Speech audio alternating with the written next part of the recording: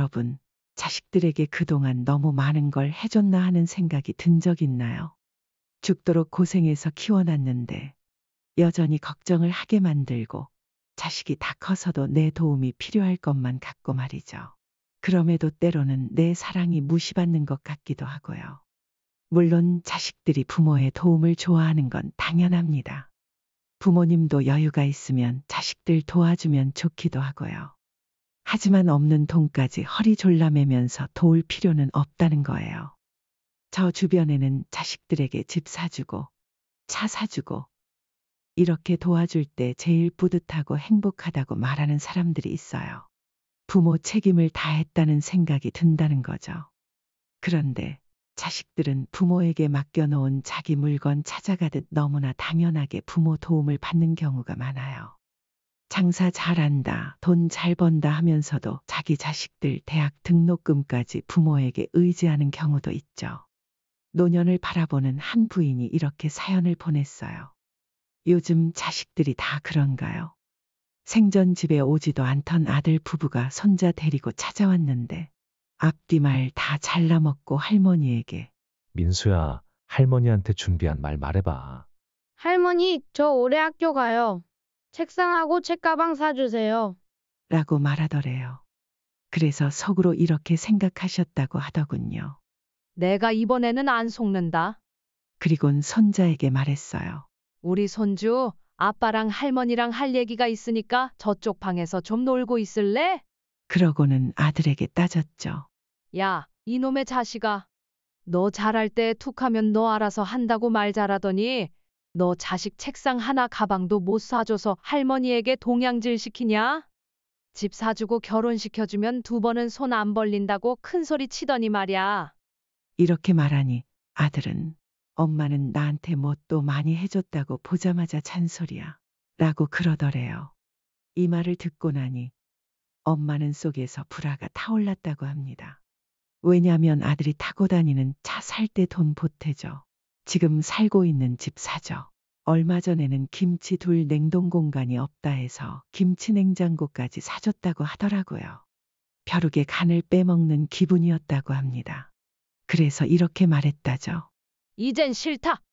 이제부터 너희들 쓸 돈은 너희들이 벌어서 살던지 굶어 죽든지 알아서 해라. 길가에 나가봐라. 너희들보다 못한 사람들 천지백갈이다. 여러분, 후회는 빨리 할수록 좋다고 하잖아요. 제가 어느 날 커피숍에서 옆 테이블의 젊은 사람들이 하는 이야기를 듣게 되었어요. 잘 사는 자식에게 돈 받아서 못 사는 다른 자식에게 준다고. 그리고 있는 재산을 자식들에게 나눠주지 않고 그냥 들고 있다고 서운해 하더라고요.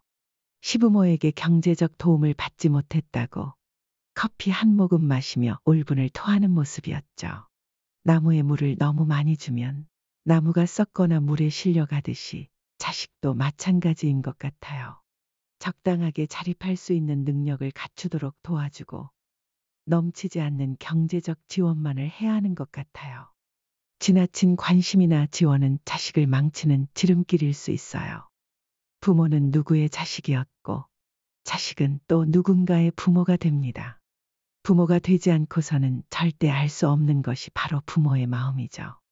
세상에서 딱 하나 공평한 게 있다면 부모가 되면 부모 마음을 알게 된다 이걸 거예요.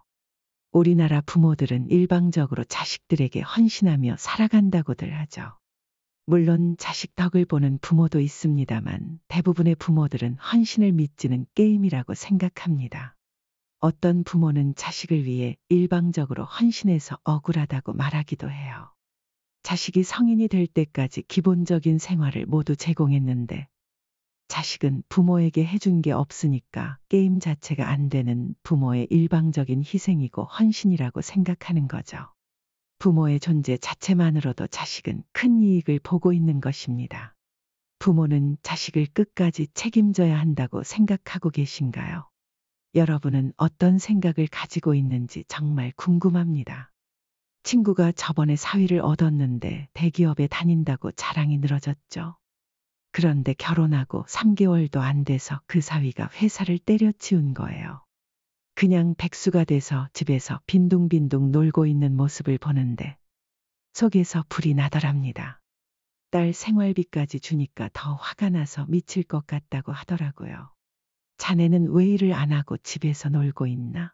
하고 물었더니 좀 쉬고 싶어서요. 라고 대답하는 거예요. 쉬고 싶으면 결혼하기 전에 쉬지. 왜 결혼하고 나서 쉬겠다는 건지 이해가 안 되더라고요.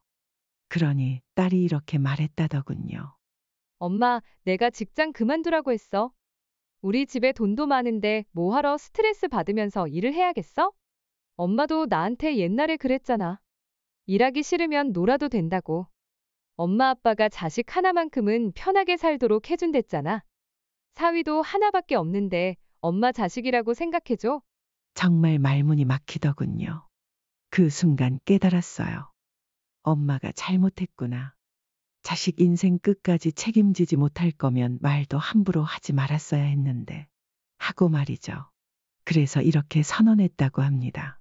오늘부터 너희들은 엄마 아빠랑 같이 사는 거다. 그 말에 딸과 사위는 무슨 기대심이 있었는지 얼굴에 알 수 없는 화색이 돌더라고요.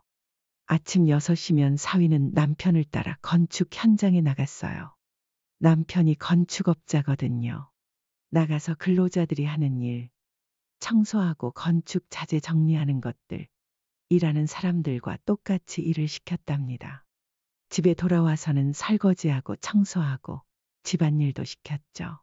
사위랑 딸은 뺀질뺀질거리며 꾀를 부리다가 혼나니까 울면서 엄마, 나에게 왜 이래요?